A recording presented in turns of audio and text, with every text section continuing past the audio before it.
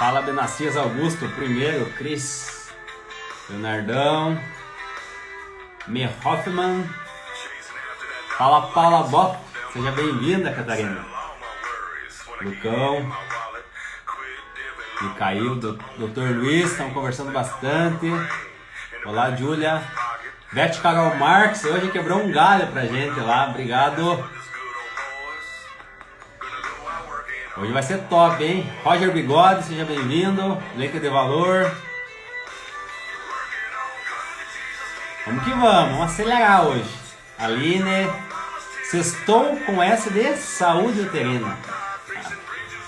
Bom demais, pessoal. Vamos chegando. Sonzeira tá top hoje. Olha o Otávio Toledo, a música dele aí. Fala, Marcão. Lucas Taborda. Pessoal que já entrou aí, compartilha a live, clica no aviãozinho aí, porque assim você vai ajudar o conhecimento ir mais longe. A gente vai fazer um bate-papo muito legal com a professora Laiane hoje. Vai ser top. Imunidade uterina.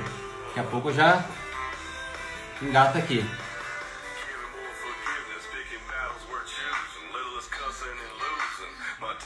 Então, vamos lá.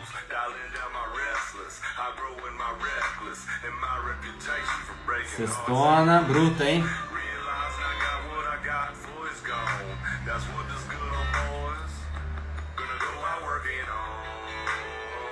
Ótimo. Vamos lá. Pessoal, então vamos lá. É um assunto hoje de grande importância para a gente que trabalha com gado de leite. A gente vai falar sobre imunidade uterina e isso envolve várias doenças, principalmente ali na transição, né? A gente conhece bastante metrite e tudo mais. A gente vai falar sobre o impacto dela, vamos falar sobre o sistema imune da vaca. A professora Leane tem vários trabalhos já relacionados a isso. O que mais? Quero compartilhar uns dados com vocês, alguns dados da literatura científica. Quero compartilhar alguns dados que a gente fez lá na fazenda. Eu levantei esses dados dos últimos 2 anos, de quase 1000 partos, para mostrar como que é os nossos dados também. A gente geralmente está vendo dados de trabalho publicado fora, mas vamos dar uma olhada como que tá os dados aqui, né? O que essa doença uterina está impactando no nosso dia a dia, nas fazendas aqui do Brasil, pelo menos, né, da região aqui. Enfim, eu quero compartilhar, cheguei nos dados bem legais aqui. Então vamos lá. A nossa convidada hoje, ela é médica veterinária pela Universidade Federal de Viçosa, é mineira. Ela tem residência em Clínica Médica e Cirúrgica de Grandes Animais pela Universidade Federal de Uberlândia. Ela é mestre em Ciência Animal pela Universidade Federal de Uberlândia também. E atualmente é doutoranda pela Universidade Federal de Uberlândia e tem desenvolvido pesquisas relativas à imunidade uterina. Então, seja muito bem-vinda, professora Laiane. Vamos lá.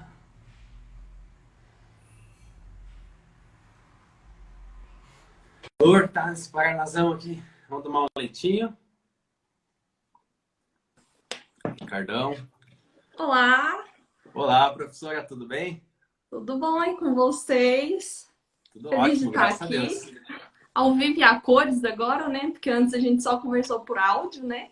Verdade, verdade. Pessoal, só para você ver como as coisas acontecem na vida, né? A gente começou com o clube lá, Clubhouse, né? Aquela comunidade que a gente conversa por áudio.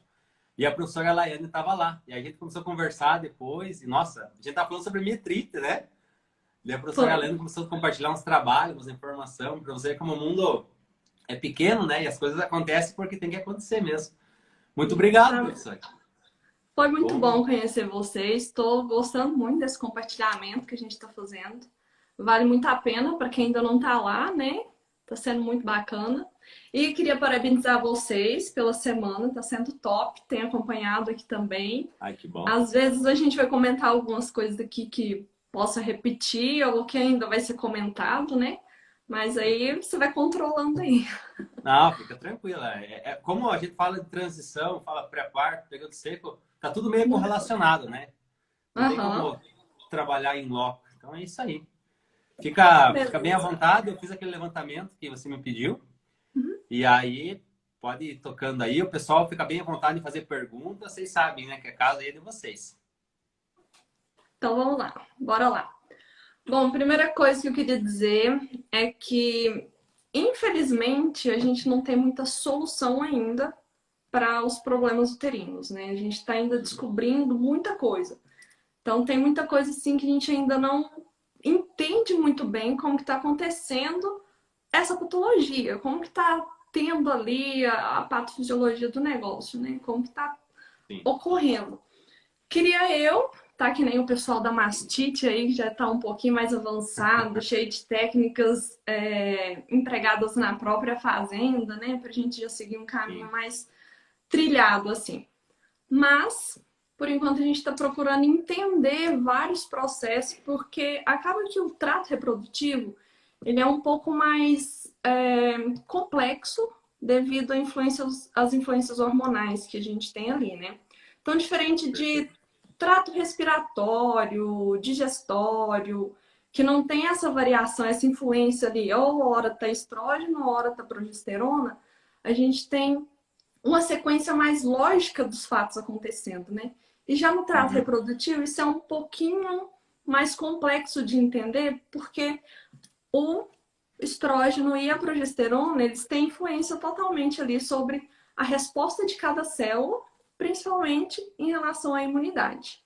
Então, a gente sabe que precisa, tipo, se proteger, mas ao mesmo tempo a gente precisa que o feto seja aceito. E ele não é um organismo próprio da vaca ali, né? Só 50% que é da Verdade. mesma genética dela.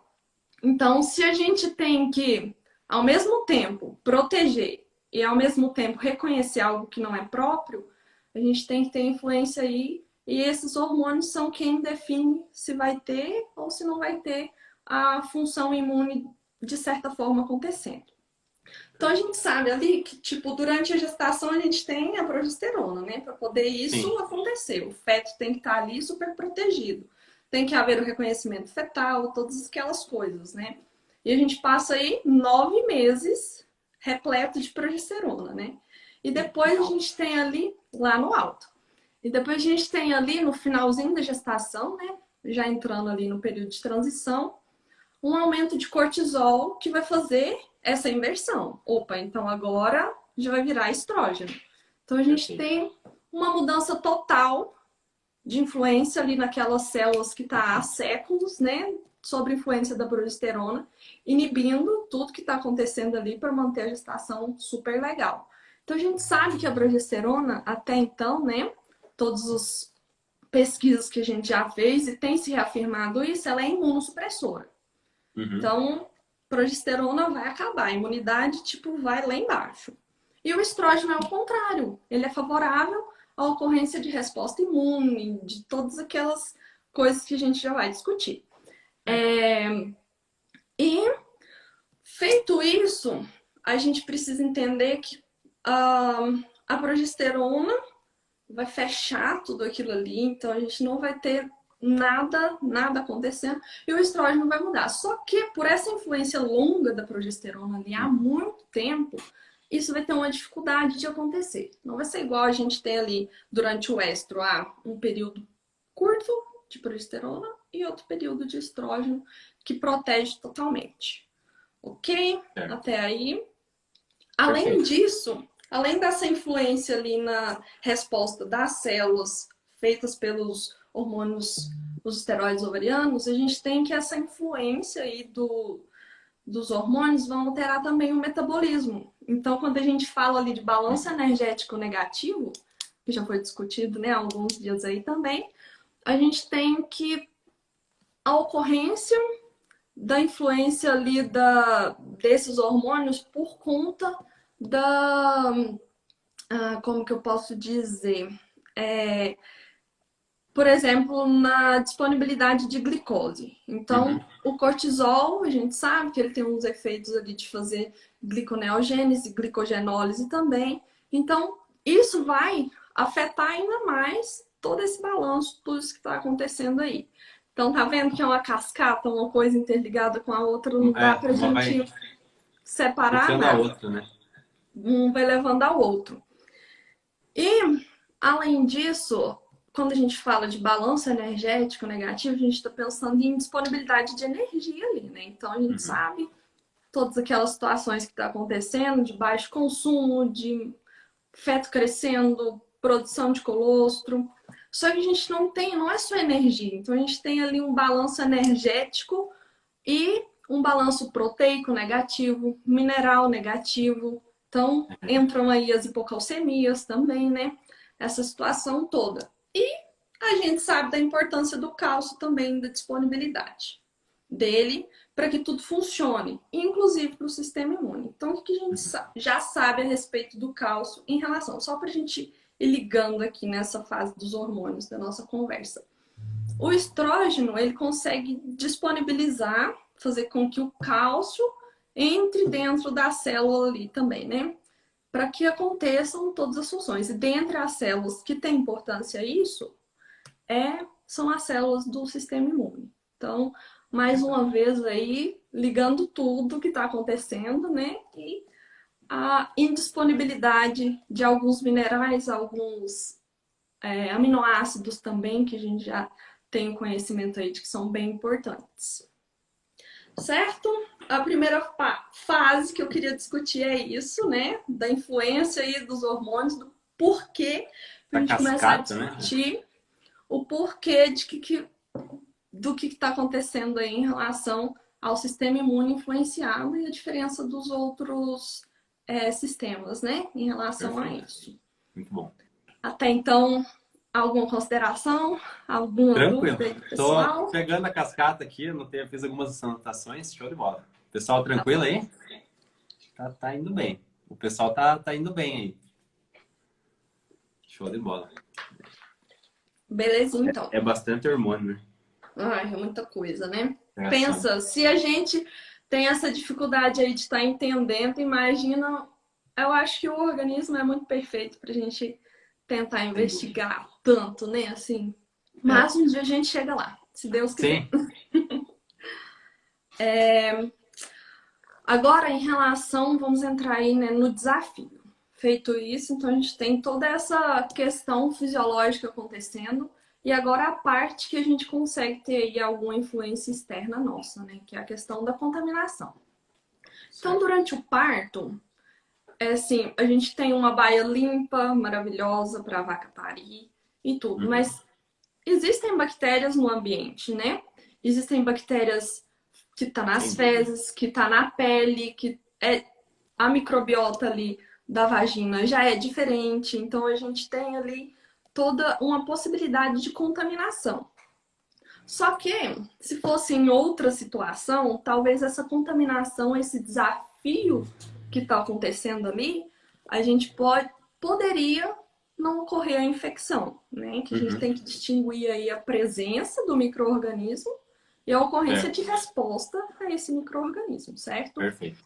E é inerente, então vai ter contaminação, independente se o parto foi eutóxico ou se for distóxico, que a gente já vai ver, né, a problemática que isso tudo vai levar, mas a gente tem a presença da bactéria. Então, o que a gente pode fazer? Minimizar isso, né?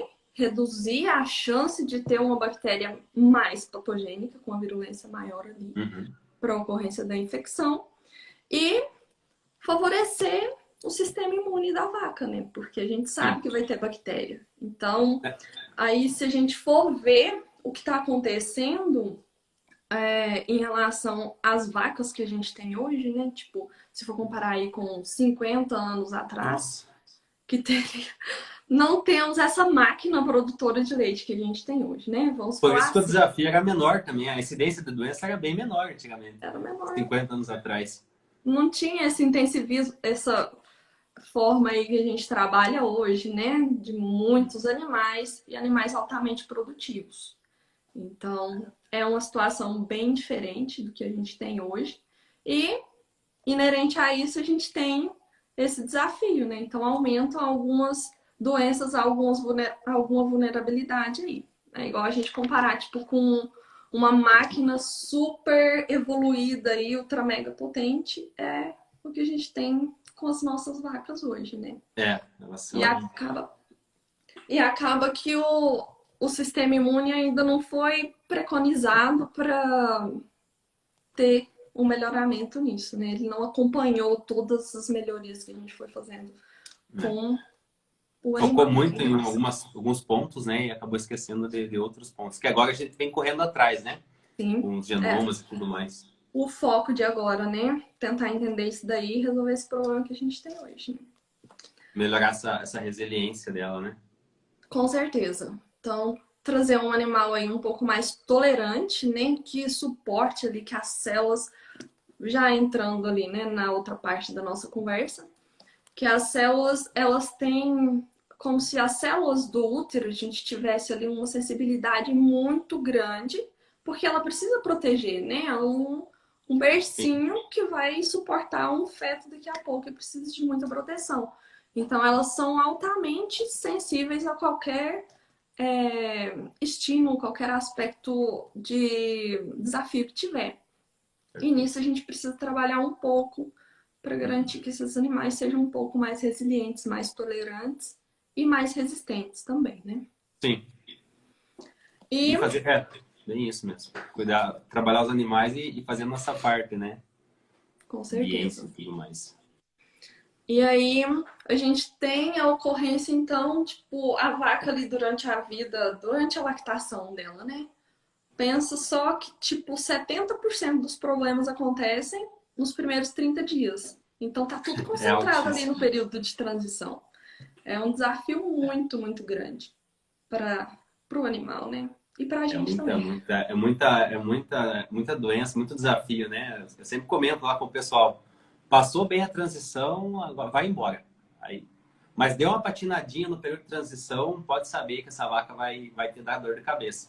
Agora, aquela que não dá problema nenhum é aquela vaca que você nem vê na propriedade, né? Ela para e tá tudo normal, de repente está inseminando ela, de repente ela tá preta, de repente está secando ela. Nossa, já tá aqui, vaca do céu. E Você não outra viu coisa, ela, né? Não é aquela vaca que está sempre, tá com mastite, tá com tá, mastite, deu retenção, deu metrite. Sempre tá meio vendo que a são vaca, né? sempre, né? Os É, mesmos animais que estão ali. E é isso que a gente precisa entender. Por que que alguns animais, eles vão bem e outros não vão bem? O que que tá acontecendo? Qual que é a diferença aí? E é isso que a gente tá buscando. Tipo, legal. precisamos de achar qual que é esse caminho pra gente levar soluções, né? Então, Perfeito, nossa. é o que a gente Show, hein? está precisando. É, E muito. vamos conseguir. Em Sem breve. dúvida. Tem Tomara. O bastante desafio é esforço, né? grande. Todo esforço é recompensado. Sem dúvida. Com certeza. Então, daí a gente pode vir a discutir agora já uma partezinha um pouco mais complexa, né? Em relação aí ao que é o sistema imune. Depois a gente entra nas patologias em si, que daí acho que Perfeito, a perfeito. galera vai curtir Não, é bom que bastante. vai linkando, né? Legal. Daí a gente tem, então, que o sistema imune ele tem meio que dividido em duas etapas aqui, né? Então a gente tem a imunidade inata, que ela não é específica para nada. Então a gente tem diversas barreiras. A pele, por exemplo, faz parte da imunidade inata, né? É, voltando ali, né, para o trato genital feminino. A gente tem o vestíbulo vaginal, é uma barreira. A própria vagina, o epitélio dela, por ser diferente do que a gente tem no útero, já tem umas funções totalmente diferentes. A cervix, né, os Uhum, anéis, o muco cervical, tudo isso são barreiras verdade. ali que, independente, é vírus, é bactéria, qual bactéria é, coli, independente de qual bactéria que for, elas vão estar ali fazendo essa função de barreiras, certo? Sim, sim. Então, quando a gente tem lá dentro do útero, a gente tem o epitélio, que a gente já está um pouco mais familiarizado aí, que é o endométrio, né? E essas Uhum, células, elas são repletas de receptores que vão identificar ali diversos padrões.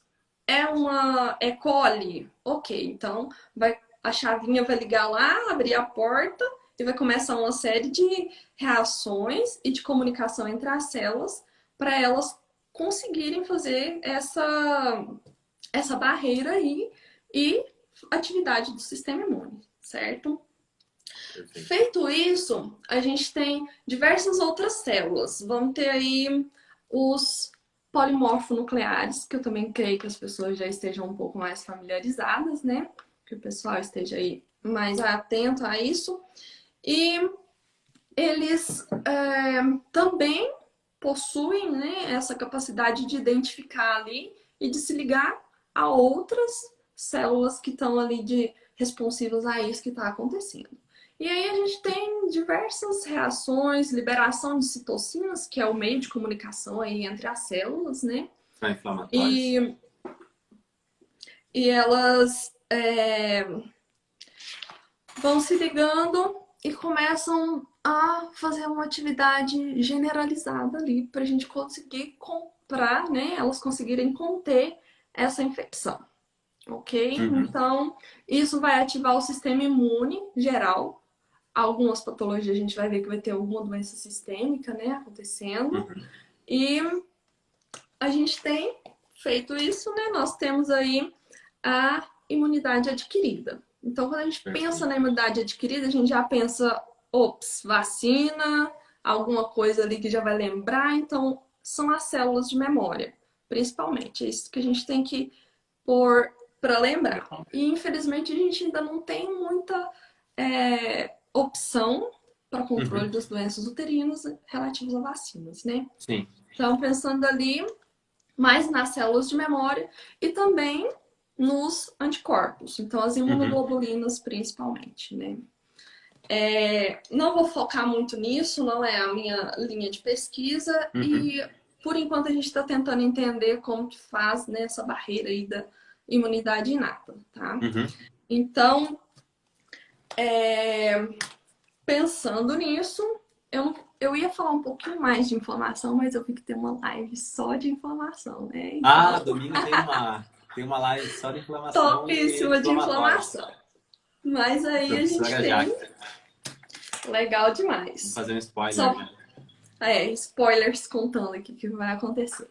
Mas só pra gente lembrar aqui que o que acontece? A gente precisa, só focando aqui um pouco, a gente precisa de ter uma resposta imune aguda para resolver rápido. Isso em qualquer patologia, qualquer coisa que a gente estiver enfrentando aí. Uma resposta rápida, objetiva e que seja aguda, né? E que acabe rápido. Eficaz. E eficaz, com certeza. Mas o que a gente enfrenta geralmente aqui nas doenças uterinas? São crônicas, né? Então a gente não tem essa atividade ali pontual e rápida para a gente conseguir enfrentar esse desafio. Fica um negócio lento e vai e prorroga e não a vaca às vezes não dá conta, né? Não dá a gente conta. vai ter que intervir. Certo. E é basicamente isso aí, tá? Bom, então vamos para as patologias agora e os dados que você tem aí pra gente. Bora! Então, patologia, temos dados. Eu tenho uns dados também que eu estava pesquisando uma vacina do professor Rodrigo Bicalho. Bom, enfim, a gente pode ir debatendo aí. Legal demais. Bom, então, a primeira patologia que a gente tem, assim, pensando ali, né, no pós-parto, nos primeiros momentos até ali no final do período de transição, pelo menos, né? Perfeito. Então, inicialmente a gente tem a retenção de placenta, ok? Ela comete aí uma porcentagem até razoável, né? Geralmente 2 a 5%, mais que 5% já é considerado algo a se pensar de o que está acontecendo na fazenda, né? Que a gente precisa intervir. E para a gente classificar se esse animal tá com retenção de placenta ou não, a gente tem um período ali de 24 horas. Então, com 24 horas, se tiver a placenta ainda, ela tá com a placenta retida. Mas existem alguns trabalhos. É uma discussão dizem... isso, né? O pessoal fala 6, 12, 24, enfim, até aquele trabalho que a gente tava conversando, o pessoal tá. 97% das vacas que vão liberar a placenta, elas liberam até 24, né? Das que vão liberar. Então, de repente, deixa para 24 mesmo. E boa, né? Não fica, às vezes, olhando a vaca toda hora ali.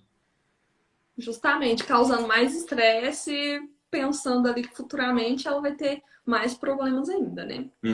Então, é basicamente isso daí mesmo. E o que que leva, né? Por que que a gente tem retenção de placenta? Então, tem vários fatores de risco aí que a gente pode incluir e envolver, como distocias, partos gemelares, Semelar? hipocalcemia, e vai essa série de fatores que a gente vive falando com Mais certeza. emultípara que primípara, né? Justamente. Então, quanto mais vezes aí, mais chance dela ter uma placenta retida. E o que que a gente tem assim? Por que que acontece, né? Pensando na patofisiologia do negócio. Os neutrófilos são quem faz toda a atividade ali de liberação da placenta. Então tá lá, né, carúnculo e cotilédone, eles precisam agir, tem ali toda a mudança hormonal também, né, que faz essa comunicação. E os neutrófilos, eles começam a fagocitar, começam a liberar algumas enzimas, como a colagenase, né? Para Uhum. fazer toda essa limpeza da necrose que está acontecendo e descolamento e falar, acabou, não tem mais gestação acontecendo, agora é hora de sair. E o que a gente Perfeito. observa muitas vezes é que esses neutrófilos estão com a função ali comprometida. Uma delas pode Uhum. ser por conta da hipocalcemia também. Então, a atividade Sim. deles podem estar reduzidas por isso, ok? Bom, e o tratamento? O tratamento eu adorei quando vocês me contaram que daí nem todo mundo recebe antibiótico, porque o que a gente vê por causa daquela contaminação inerente que tem ali, tipo, todo mundo vai ter a bactéria em contato, Uhum. a gente faz o antibiótico meio que profilático também, né? Porque, tipo, se a placenta tá retida, o sistema imune tá comprometido. Então, a infecção, a chance de ter infecção é bem maior. Mas É se um a fator taxa de de risco muito grande. sucesso sem antibiótico também acontece, isso é muito bacana. Conta pra gente um Uhum. pouquinho, Luiz, como que é, por favor. A gente vai acompanhando, né? A gente viu que teve a retenção, só a bezerrinha que a Mariana colocou aqui, hipocalcemia subclínica muito, né? Realmente está muito associado com retenção de anexos, né? A gente não faz assim, se a vaca está comendo bem, tá produzindo, você vê que a vaca ela está conseguindo combater ali essa início dessa proliferação bacteriana que está tendo. A gente vai acompanhando ela, vê produção, está comendo bem, não entra já de supeta ali com antibiótico, até porque tem essa questão de uso mais racional, né? Não teria lógica a gente fazer o uso racional na mastite, nas bezerras que a gente vem fazendo ultimamente, e daí na retenção a gente já entra rasgando com antibiótico.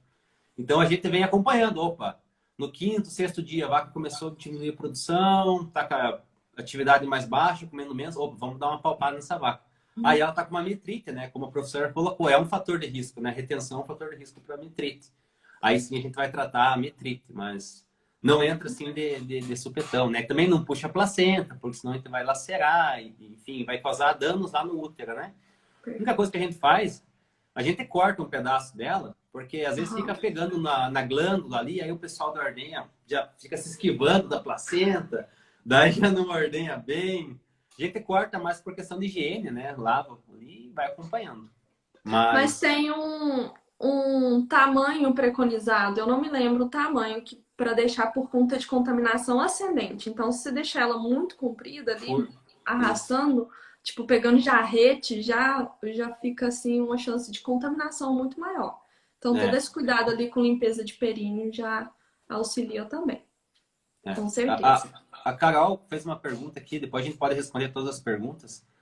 Cesariana pode gerar retenção de placenta? Ser um fator, assim, Pode. sim, né? Tanto a eletiva quanto a que for de necessário, né? Por conta de uma distocia.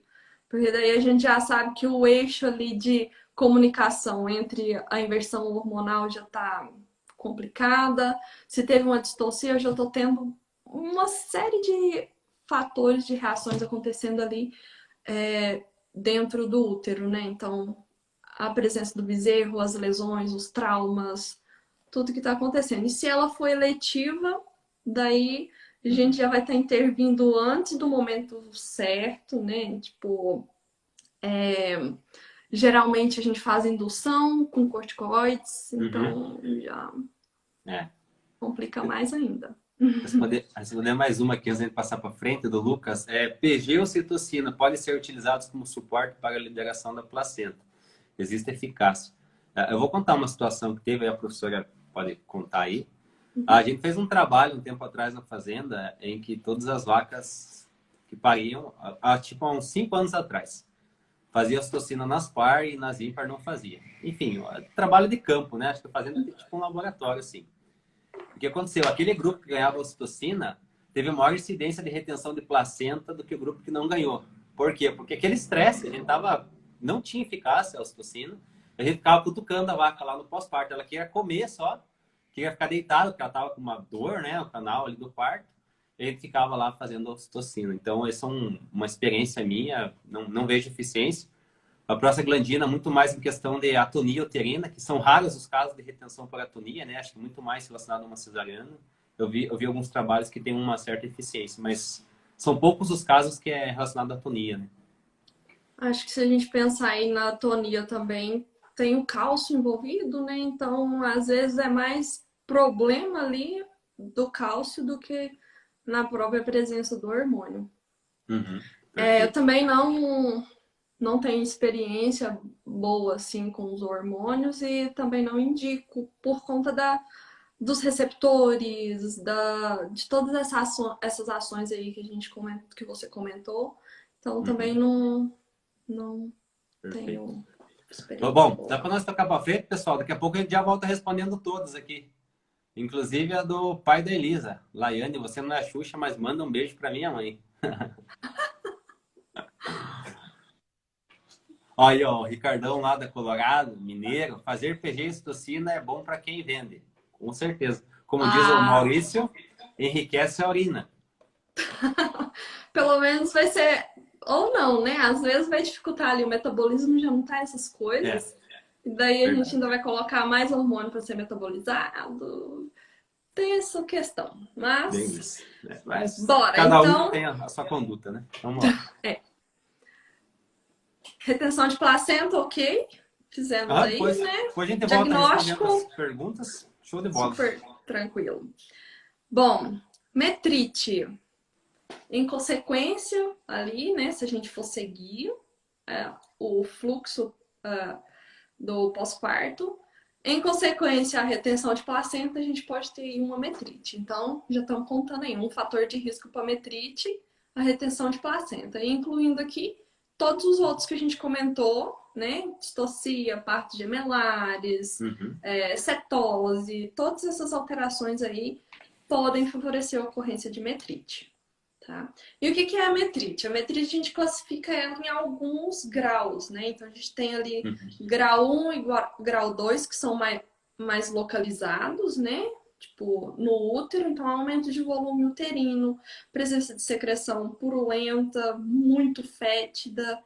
E Uhum. no grau 2 a gente já tem Característica. um pouquinho de alteração sistêmica, mas só apatia, né? O animal cai a produção de leite. E no grau 3 é o que a gente chama de metrite puerperal aguda. Então ela acontece ali em menos de 10 dias pós-parto, geralmente, com uma semana, 10 dias. E é Uhum. gravíssima. Então é um quadro que o animal já está em toxemia. Então a gente precisa Uhum. intervir com todo o suporte, é intensivismo mesmo. Acredito que você tem algumas experiências aí com Muitas esses vezes o quadros. animal não está nem com febre, né? Porque já está na toxemia ali, que você, mas não tem febre, por que eu vou medicar, né? Mas o animal tá indo. Tá morrendo, coitada. Daí a gente faz todo o suporte, né? Então, nos quadros que tem aumento de temperatura, a gente faz antipirético, anti-inflamatório que entra com muita importância e os antibióticos. Então, aqui é a escolha do antibiótico. Geralmente a gente escolhe um antibiótico de amplo espectro, né, para poder tá Uhum. dando um tiro mais certeiro ali. E Uhum. um tratamento de suporte. Esse animal vai estar desidratado, não vai estar comendo. E basicamente isso, né? Então, tudo que você pensar de um animal que está super prostrado, apático, com uma infecção terrível, a gente pode aplicar aqui nessa metrite de grau 3. Sem dúvida. E Aí a metrite pode acontecer também até os 21 dias pós-parto ali, né? A Uhum. partir disso, aí a gente já vai classificar de outra forma, que Perfeito. são as endometrites clínicas, tá? Até essa questão do tratamento, né? Eu estava escutando o professor Clives Galvão, vendo um trabalho dele, quando você trata a metrite, você aumenta o cash lá no final em US$ 300, né? Os animais que você trata com os que você não trata, para ver a importância, né? Eu Ah, posso compartilhar alguns dados da metrite aqui, professora?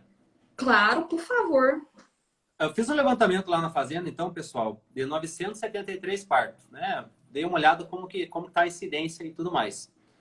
Então, deu 113, de 973 partos, deu 113 casos de metrite, totalizando 11,6% dos animais acometidos, sendo que desses 113 casos, 39,8 eram primíparas e 60,2 eram duas ou mais lactações. Tá, o que mais que eu olhei lá? Parto gemelar, desses 113 casos, 13% eram parto gemelar, relacionado a sexo, se era macho ou fêmea. Então, dos casos de metrite, 48% era macho e 39% fêmea. E o restante era gemelar, né? Os 13%. Então, macho, Bate com os dados, quando né? paria macho, principalmente em primíparas, né? Aí tem aquela questão da distocia, desproporção feto-pelve, maneja mais no parto ali, aumenta a incidência de metrite. No nosso caso aqui. A incidência de metrite nas primíparas deu 13% e nas multíparas 10%. E aí, olha que legal, o intervalo entre partos, né? Entre um parto e outro, para ver como se isso afetou a reprodução nossa ou não. Os animais que tiveram metrite, o intervalo entre partos ficou em 448 dias. Os animais que não tiveram metrite ficou em 423 dias. Dá uma diferença aí de 25 dias. É um ciclo a mais, né? É uma inseminação a Sim. mais. Esse foi o impacto lá na fazenda. E aí eu dei uma lida na literatura, Holcim 2011, alguns trabalhos do impacto das outras doenças, né? Então, quando tem gemelar, aumenta em 7 vezes a chance de metrite. Quando tem natimortos, aumenta em 6 vezes a chance de metrite. Laceração, né, que tem naqueles partos pesados, aumenta em 20% a chance desse animal desenvolver metrite. Quando era 26,8% a incidência de metrite. É bastante, né? Eu tava olhando. Hipocalcemia aumenta em 11,5 vezes a chance de metrite. Esse é um trabalho de Martinez. Achei É bem, bastante bem coisa, interessante. né? Aumenta muito Bastante. qualquer desses fatores, desses prejuízos que a gente tem aí. Mas os dados são muito bons, porque o que a gente tem aqui na literatura, né, que eu tenho costume, né, de ver também, a incidência de metrite vai de 25 a 40%. Então, o controle aí tá bem bom, tá abaixo disso. E tem que observar também, né? Porque, como diz o professor Eduardo, o professor Portela lá, para você não ter doença, só você não olhar, né? Então, se você não fizer o diagnóstico ir lá na vaca e acompanhar, você Justamente. pode, às vezes, mascarar um número, né? Mas Bem isso mesmo. Mas vai, o dia a tá dia, dentro, né, o intensivismo que vai contando. né? Aí dos tratamentos, acho que da metrite que a gente faz é o mesmo esquema, usa antibiótico terapia, né? Eu leio algumas moléculas que já foram testadas assim e tiveram efeito positivo. O primeiro que é o ceftiofur, a penicilina, procaína, tetraciclina, tanto até infusão o pessoal faz, tem alguns trabalhos falando disso, só que a carência dela e da penicilina hoje é muito alta, né? E a Da sensibilidade dos penicilina. testes hoje nas indústrias também pega bem isso. E a ampicilina trihidratada também tem uma boa resposta. Essa questão aí do tratamento com oxitetraciclina intrauterino é bem discutido, né? É bem Porque discutido.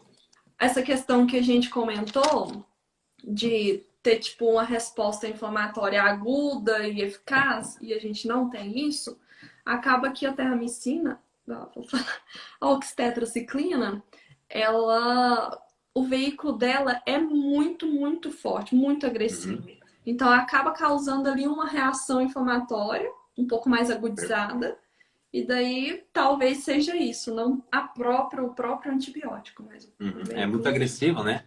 muito agressivo. Eu nunca utilizei, eu estava dando uma olhada só aqui na literatura, mas achei interessante.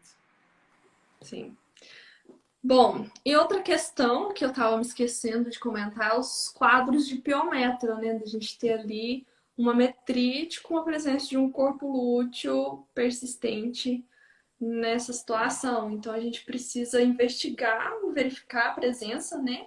E fazer o tratamento. Aí sim poderíamos entrar aí com uma prostaglandina, que nem o pessoal tinha perguntado anteriormente, né? A respeito dos Sim. hormônios. Então Na aqui Piometra. é uma situação específica, né? Que empregar a prostaglandina pode ser necessário.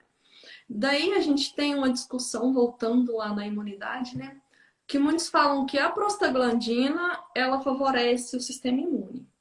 Mas o que a gente tem percebido é, tipo, a presença ou a ausência da progesterona. Então, se a gente está no momento ali que tem a progesterona, e se de repente a gente faz uma prostaglandina que vai decair bem, né? Os níveis de progesterona, a retirada da progesterona é quem vai favorecer o sistema imune de estar funcionando, basicamente. Faz todo sentido. Beleza? Show. Eu anotei algumas terapias alternativas para tratamento de metrite também, vou compartilhar. Legal. Literatura, pessoal, tá?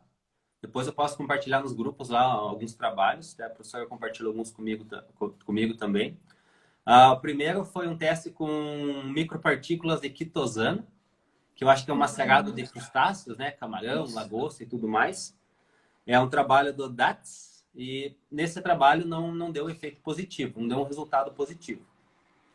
O segundo, solução intrauterina com óleos essenciais, é um trabalho de Pinedo, 2015.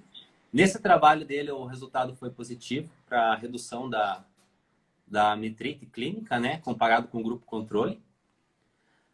O terceiro, solução de dextrose.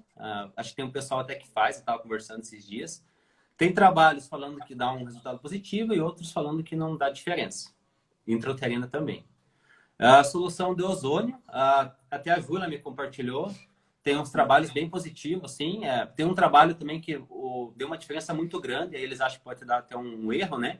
Mas está saindo bastante trabalho com ozônio e eu estava vendo alguns que tem um resultado realmente positivo. Eu achei bem legal esse daqui, uma solução de probióticos, lactobacillus intrauterino.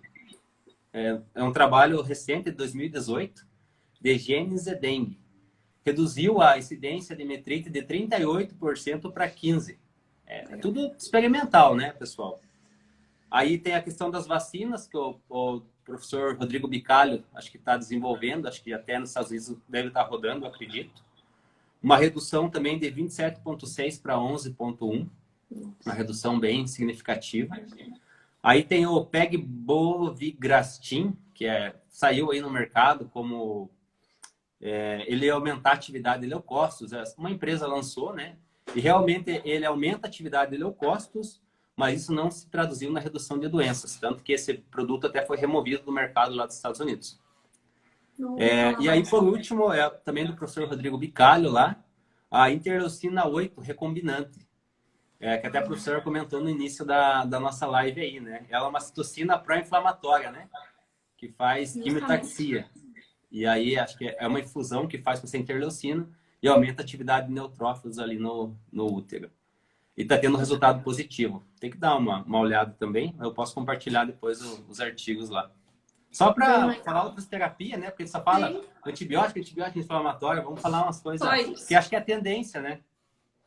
Também creio nisso. Com doenças uterinas, eu não tenho experiência com esses que você citou, mas com outras doenças eu já experimentei. Tipo, o ozônio é maravilhoso.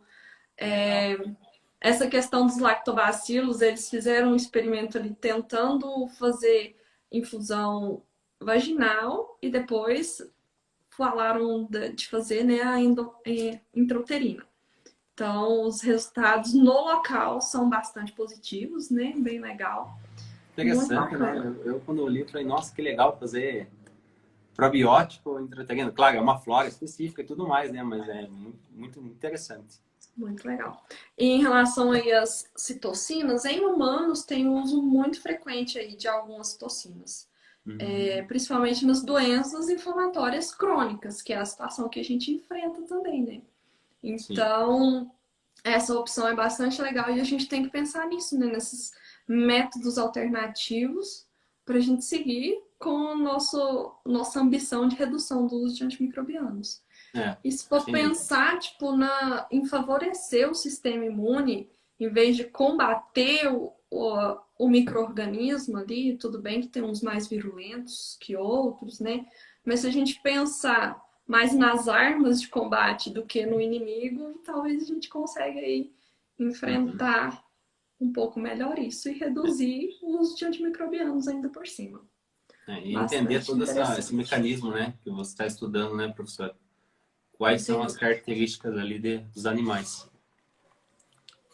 Vamos nesse objetivo aí seguindo. Bom, próxima afecção para a gente comentar aí, então, a endometrite clínica ou a descarga vaginal purulenta. Então, por que a gente comenta assim de descarga vaginal purulenta? Porque independente de onde está vindo esse muco ali, que a gente caracteriza depois dos 21 dias, né? Então, até então a gente tem um quadro de metrite, a partir de agora a gente já sabe que essa infecção, essa inflamação já se conteve ali mais a nível de endométrio. A gente sabe que se esse muco, essa presença dessa descarga vaginal purulenta, naquelas classificações que a gente tem ali, né? Muco purulenta, purulenta, então se ela já for muco purulenta, independente se ela tá Uhum. vindo da vagina, se ela tá vindo da cervix ou se ela tá vindo do útero, a gente vai ter um impacto muito grande na reprodução desses animais. Então, a função uterina vai estar comprometida ali, independente de onde isso estiver acontecendo, Uhum. certo? E Perfeito. como que a gente faz essa avaliação, né? Não vão ter ali aquele quadro que nem da metrite, né? Muita secreção, útero grande. A gente vai ter algo mais contido. Então a gente precisa ir atrás dessa descarga, né? Então a gente Sim. tem alguns métodos, podemos fazer sem um aparelho, mas Uhum. utilizando ele também, né? Então a gente tem um MetriCheck, para quem não conhece, né? É uma haste de metal com uma Uhum. borrachinha em formato de copinho no final dele. A gente Perfeito. introduz até ali no final da vagina para coletar o muco que tiver presente.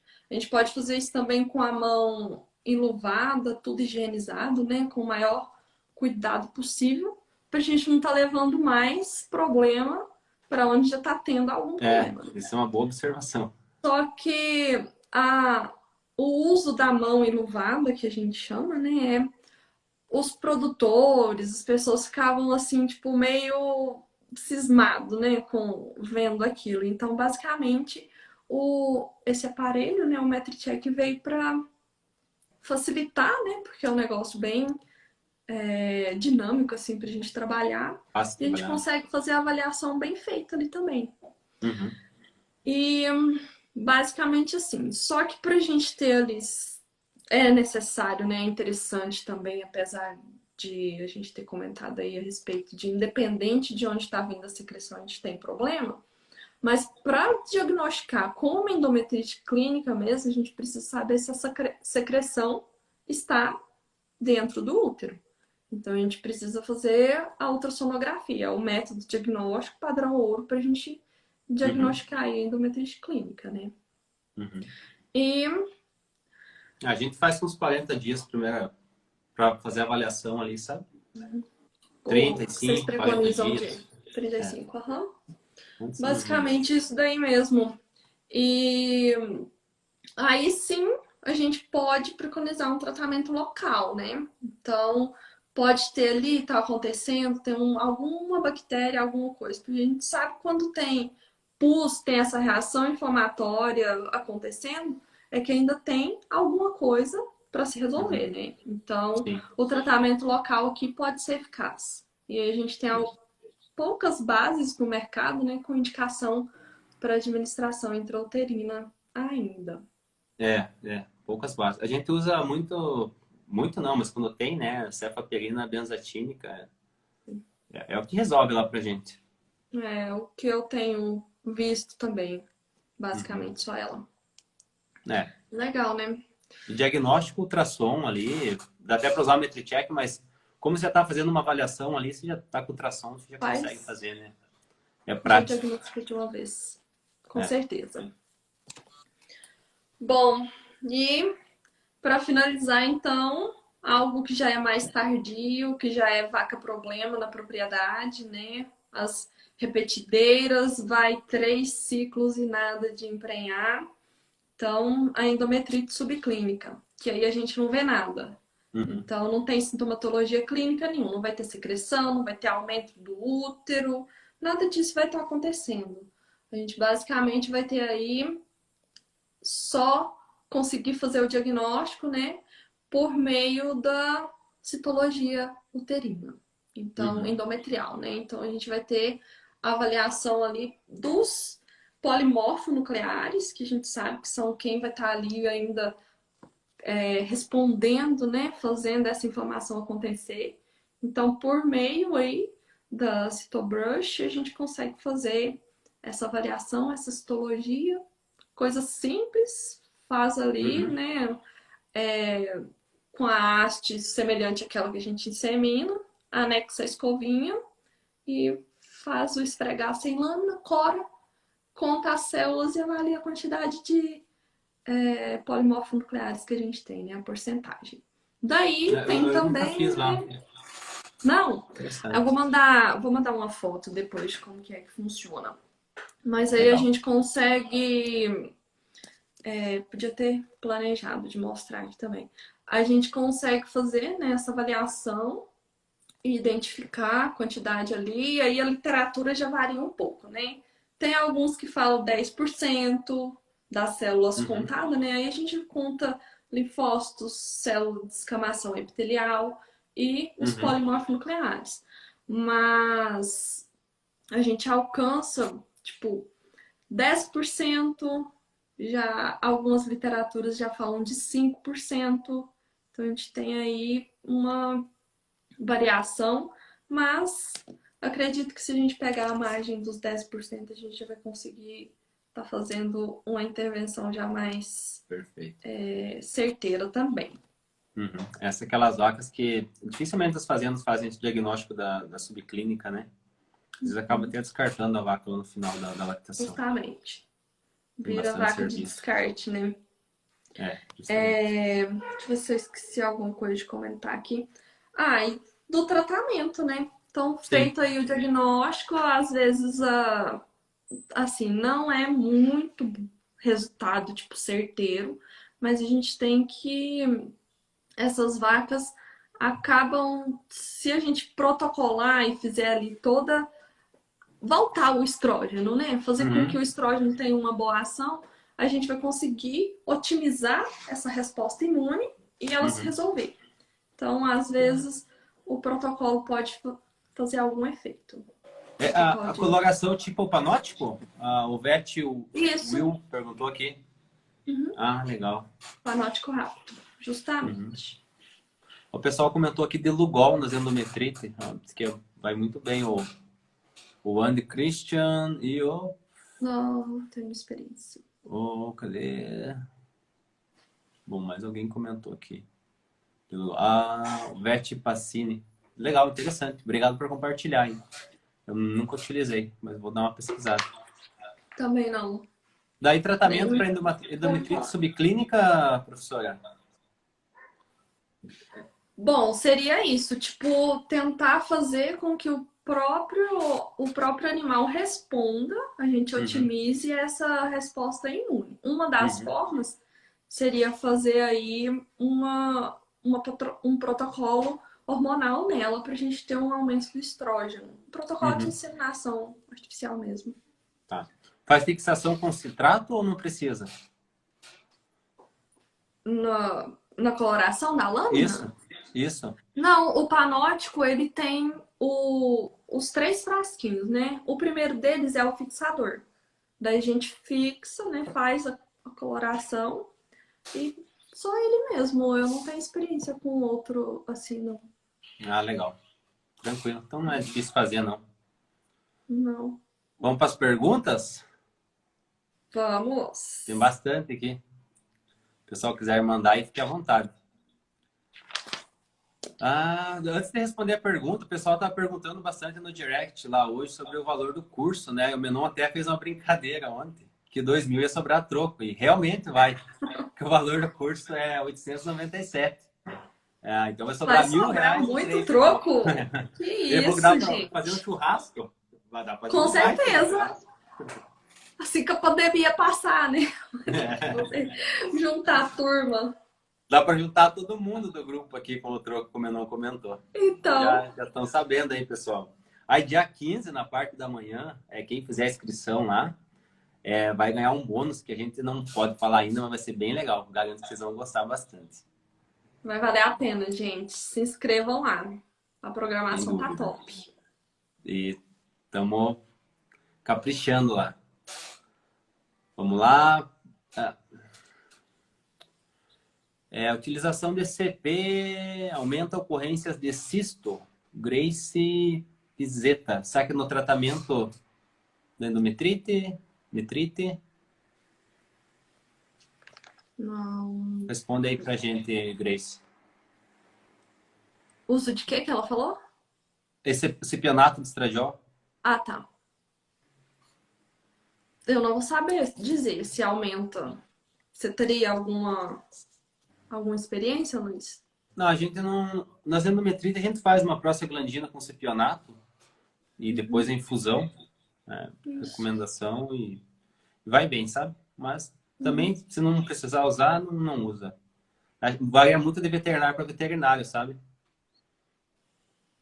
Mas tudo com o mesmo objetivo, né? De melhorar ali, mudar as condições hormonais do animal, né? Sem dúvida. Aqui, vamos ver. O Josimar. Em caso de animais primíparas e multíparas que estão recebendo dieta aniônica, mas que pouco ou nada têm acesso ao sol, haveria relação com casos de retenção de placenta? Eu não entendi só acesso ao sol aqui, Josi. Será que, Ao sal, tipo, ao o sal, deve ser ao ambiente? sal. Quem sabe, né? Mas que pouco ou nada tem acesso ao sal. Haveria relação com casos de retenção de placenta? Não entendi essa pergunta. Elas estão, tipo, submetidas à dieta aniônica, e daí elas não têm acesso ao sal, tipo, à própria dieta. Daí com certeza, né? Principalmente multípar, né? Primípar a gente não utiliza sal aniônico, tranquilo, tá? A gente só utiliza nas multípar, vai com dois ou mais partos. Aqui, deficiência de minerais. Opa! Deficiência de minerais influencia bastante na retenção de placenta? Essa falta de mineral influencia na ação dos neutrófilos? Lucas Costa. Boa pergunta. Sim, sim. Ótima pergunta. O que a gente precisa ali para a atividade dos neutrófilos, né, para o funcionamento do sistema imune? A gente precisa ter um influxo e uma condição que eles consigam transcrever, fazer, né, liberar citocinas, que são as formas de elas recrutarem mais neutrófilos e todas as outras células do sistema imune, para que a gente consiga ter uma ação efetiva. E dentre essas, tipo, o que eles precisam, né? Além de energia, de aminoácidos para fazerem essas transcrições, eles precisam de minerais. Então, o cálcio aí ele tem uma importância muito grande dentre todos os outros minerais. Mas claro que se a gente tiver ali uma condição em que o animal está com uma deficiência, não sei, vamos por sódio, potássio, nos quadros de desidratação que a gente sabe, né, que tem deficiência desses minerais também, a gente pode ter ali uma ocorrência, né, uma deficiência na atividade desses Uhum. neutrófilos. Por causa Selênio, das. vitamina E, né? Se a gente lembrar ali, né, do influxo nas células, né, a gente tem isso mais um conhecimento maior nas células do sistema nervoso, né? Uhum. Mas entrada e saída de sódio, de potássio, né? A despolarização das membranas, então tudo isso ali é atividade acontecendo. Então a gente tem muita importância. Perfeito. O Sérgio Antônio, doutor, na retenção de placenta que permanece restos fetais após 24 horas, a prostaglandina é indicado? A gente já comentou nessa questão, Sérgio. A gente não usa prostaglandina para retenção, a menos porque ela só vai ter ação se for realmente a tonia uterina. E dificilmente vai ser por inércia ali, né? Então a gente não utiliza prostaglandina.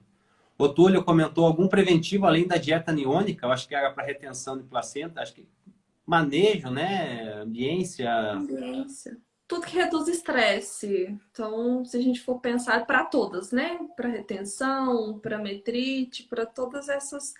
E o que a gente procura, mas ainda não conseguiu, né? Um melhoramento genético que favoreça isso daí. Então, futuramente, quem Perfeito. sabe, né? Nessas melhorias da máquina, a Sim, gente sim. consiga. O Evandro Júnior, existe trabalho relacionando o metabolismo hepático com a retenção de placenta?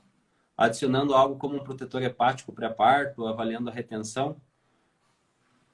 Se a gente for pensar nos quadros de cetose, né, que a gente vai depender ali do fígado para poder metabolizar, né, esses ácidos graxos que estão sendo, né, liberados para compensar e são metabolizados parte no fígado, a gente tem sim que se preocupar bastante com o fígado.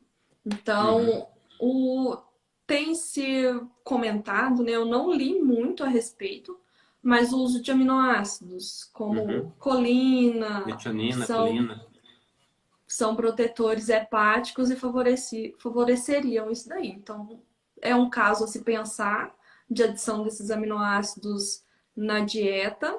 E outro protetor, se não só hepático, mas que auxiliaria ali nas questões da inflamação, e o fígado tem tudo a ver, né? Que ele produz inúmeras proteínas ali de fase aguda que agem, né, na inflamação, que são a, a resposta sistêmica inflamatória que a gente tem, né? Elas e as Perfeito. citocinas, né? Um atingindo ali mais local, né, na comunicação da célula, e as proteínas de fase aguda na resposta sistêmica. Uhum, Então, se a gente fizer uso também, além dos aminoácidos, uso de óleos como os ômegas 3 e 6, eles também têm uma boa proteção aí e são já alguns trabalhos mostram a ação anti-inflamatória deles, então a gente uhum. poderia estar usando também e isso pode ser acrescentado na dieta, né? Com óleos de Sim. peixes, tem alguns trabalhos mostrando aí.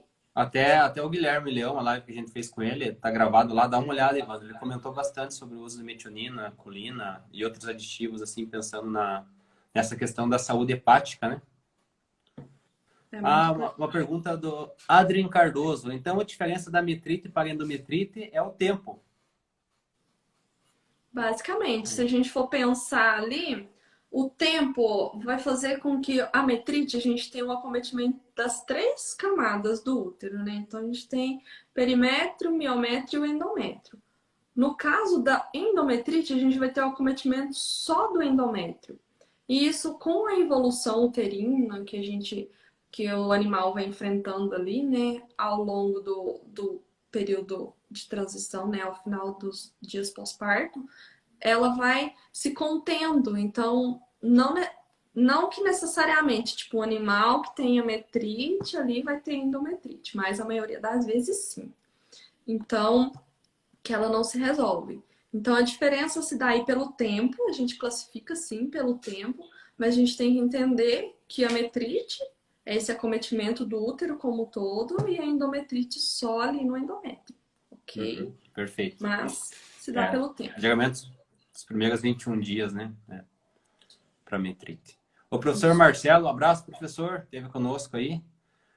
Se a gente tem alguma experiência com o policresoleno, albocrisil, intrauterino, em vacas repetideiras, né? Não, professor, mas se o senhor puder Mas eu comentar com a gente amo a qualquer hora. Bocresil. É muito bom É, para ué? tratamento de feridas crônicas. Basicamente, esses que a gente comentou, essas terapias alternativas aí, eu já utilizei em feridas, então. Mas no útero mesmo não. Mas se a gente pensar na ação dele, seria legal. E é Interessante. utilizada em mulheres, né? Então, para tratamento de doenças uterinas em mulheres. Na verdade, vaginais, né? Olha, Em mulheres. fazer um teste aí, então. Muito bom, muito Bacana, hein? bom. Boa ideia. Quem sabe, É, né? A gente não faz. uai, por que não? O Colo Whisks tá bem ativo até aqui nos comentários. Quanto à avaliação reprodutiva pós-parto, realizam a partir de quantos dias? Eu acho que isso é muito variado, né? De técnico para técnico, fazenda para fazenda, depende do número de visitas. A gente trabalha com 40 dias pós-parto, mas não que isso seja algo que tem que ser seguido, né? Tem gente que trabalha com 20, 15, 30, 50, vai depender da fazenda e acho que da abordagem de cada técnico, né? A gente Com trabalha com certeza. 40 porque a gente faz pré-sincronização, então vai pegar elas mais para frente ali, dependendo muito da taxa de fertilidade da fazenda, né? Você pode esticar o DEL mais para frente, de repente vamos começar a inseminar a partir de 70, 80 dias, porque a taxa de concepção está muito boa no primeiro serviço. Daí eu não quero secar a vaca dando 40 litros, né? Eu posso aproveitar um pouco mais essa curva de lactação. Mas, de repente, uma fazenda que está com uma concepção baixa, tem que diminuir esse PEB, então tem que tentar trabalhar ela mais cedo, né? Acho que isso vai variar muito de fazenda para fazenda mesmo, de Com sistema, né? certeza. Vamos lá. Como distinguir? Distinguir a metrite de piometra. Caroline Marques, que esteve conosco na hora do almoço hoje. Com vocês, né? Teve com a gente. Arrasou lá com os bezerros. Tirou várias dúvidas. Ô, Carol, então, a, a piometra e a metrite, elas vão ter a mesma clínica ali em relação ao acometimento uterino. A diferença da piometra é que a gente vai identificar um corpo lúteo presente. Então, ele vai estar fazendo ali com que essa inflamação, essa infecção se mantenha. E aí a gente, identificando esse corpo lúteo, às vezes é até difícil de palpar, né, de alcançar o ovário ali, devido ao tamanho do útero, ao peso que ele tá, e leva tudo junto ali, né, mais para baixo na cavidade abdominal. E alguns técnicos preconizam já o tratamento com a prostaglandina, independente se tem piometra ou não tem, tá? Uhum. Mas é basicamente isso, a presença do corpo lúteo. O Colo Whiskys comentou de creolina, serve para papiloma. Uais, então o nosso papiloma já. Vete, temos que fazer lavagem uterina em casos de metrite? A gente não faz. Em caso de metrite, não. A gente só faz a terapia mesmo, é o que a gente tem disponível hoje. Até a Fábio perguntou da penicilina, ali se tem muita resistência. A gente utiliza 90% dos casos o ceftiofur mesmo, por uma questão de carência, né? E aí cuidar muito Bem com a recente. dosagem, com quantos miligramas por quilo, com frequência, horário de aplicação, local, para não criar resistência, porque a gente é responsável e vocês vão ver que no curso de farmacologia a gente fala muito disso, que geralmente essa questão de resistência nem é tanto da molécula, mas é algo que técnicos, produtores, pessoal que trabalha na fazenda que está criando isso. Não é a molécula que é ruim, né? Ela é mal Uhum. utilizada. E aí, indiscriminadamente, a gente acaba criando todo esse problema aí que a gente está, cada ano a gente está falando mais sobre isso. Já fica uma dica aí. Tem bastante pergunta, mas a gente já deu uma estourada no tempo aqui, né, professor? Vamos que vamos, né? Já conversamos bastante, bebemos muita água Não. e leite, né? Nossa, tomei 1 litro de leite já. Aí, Ai. Tomei 1 litro mesmo. Cara, lá e 1 litro. bom Valorizar o demais. produto, né? Valorizar o Com nosso produto. certeza. Estamos trabalhando por isso. É isso aí. Pessoal, ficou bastante pergunta. Eu acho que dá para mandar lá para a professora Laiane. Fica à O Instagram vontade. dela está aqui. Vamos encher o direct dela de pergunta. Manda, manda para a gente Estamos aí, também. à disposição. Amanhã a gente tem uma live com o professor Rodrigo Azambuja para falar de terapias alternativas, né? Que é o que a gente acabou comentando hoje. E ele tem bastante terapia alternativa, assim, que eu gosto bastante. Ah, mas eu não Legal. vi isso na faculdade, né? E eles comentam, porque ele tem muita vivência com equinos. E equinos tem muito mais essa questão de terapia alternativa, né? Então, Uhum. deixar convidado todos aí para essa Bem live. mais. Vai ser bem Muito legal. legal. Professor, eu gostaria de agradecer mais uma vez aí, na sextona nossa aí, por estar aí conosco, compartilhando Estamos juntos. conhecimento. Foi Eu uma que baita agradeço. aula, eu consegui entender bastante coisa que eu não entendi, alguns gatilhos ali, algumas ligações. Eu acho que o pessoal gostou bastante também. Essa semana está sendo muito produtiva, né? É uma semana de bastante conhecimento e agradeço a Deus aí por ter colocado todos vocês aí na nosso caminho, né? A gente se encontrar, a gente tá podendo aqui estar compartilhando um pouco do dia a dia, da vivência, da pesquisa e tudo mais, né? Porque eu acho que é isso que impacta lá no final. Agradecer a todos que já participaram das lives. Agradecer o pessoal também, né? Que na sexta-feira eu podia estar tomando uma cervejinha. Podem estar tomando uma cerveja, né? Estou tomando leite, mas que estão aí Por que conosco não? do início ao final. Então, obrigado mesmo, pessoal. Muito obrigado, professora, em nome de toda a equipe. Espero que a gente possa fazer mais lives. Com certeza. Eu que agradeço, Luiz. Assim, não podemos falar isso, né? Mas dentre as possibilidades, né? O que a gente pode aproveitar de bom é que durante essa pandemia a gente teve muito mais oportunidade de estar conhecendo muito mais gente. E foi muito bom conhecer vocês. Essa troca de experiência está sendo maravilhosa. Então, o que precisarem, estou à disposição. E assim que eu precisar também, eu vou dar o grito e vou chamar, porque Ah, vocês têm muita coisa boa para compartilhar para a gente. É muito legal conversar com vocês e dividir tudo isso que a gente tem dividido nessas últimas semanas. Espero ter contribuído aí com o pessoal, não ter complicado muito, porque esse negócio de imunidade é um pouco chatinho de entender, né? Tanta ligação de um fator com o outro, muita coisa ali. Mas espero que tenha ficado claro e que a gente consiga trabalhar aí para reduzir o máximo possível esses problemas e conseguir fazer a nossa pecuária de leite mais eficaz a cada dia. Estamos aí para perfeito. isso.